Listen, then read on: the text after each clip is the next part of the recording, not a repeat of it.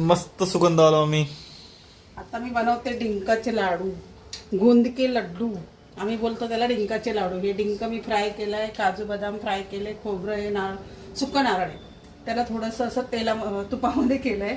आणि हा आहे मखाना, तर याला आता मिक्सरला लावायचं आहे। हे सनफ्लावरचे बीज आहे, खसखस तर पाहिजे। आणि इकडे किती सुंदर आहे की नाही, हे आहे सुंठ पावडर। आणि इथे गूळ आता किती घालायचा तो आपल्या प्रमाणाप्रमाणे किती होतो। आणि इथे आता मी 2 वाटी गव्हाचं पीठ ठेवलंय, तूप टाकून 2 वाटी तूप आणि 2 वाटीच मी गव्हाचं पीठ टाकलंय। तूप खाल्लेलं चांगलं आहे म्हणून मी जास्त तूप टाकते। आणि नंतर आता गुळा परतून त्याच्यामध्ये सर्व एकत्र करून लाडू वळायचे। मग नंतर दुसरा व्हिडिओ लाडूचा। हे पीठ आहे ना एकदम छान असा गोल्डन कलर आला पाहिजे आणि त्याला तूप सुटलं पाहिजे छान, मग छान खमंग भाजला जातो आणि लाडू पण छान लागतात।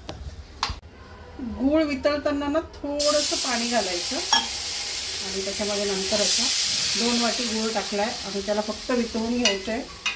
पाक नाही करायचं आपल्याला, फक्त वितळवायचं बस।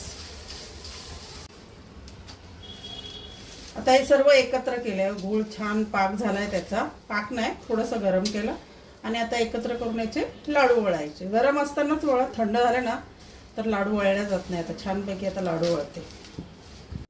एवढे लाडू माझे छान असे तयार झाले। गरम गरमच वळावं लागतात, एवढे लाल लाल लाल लाल हात होतात ते बघा।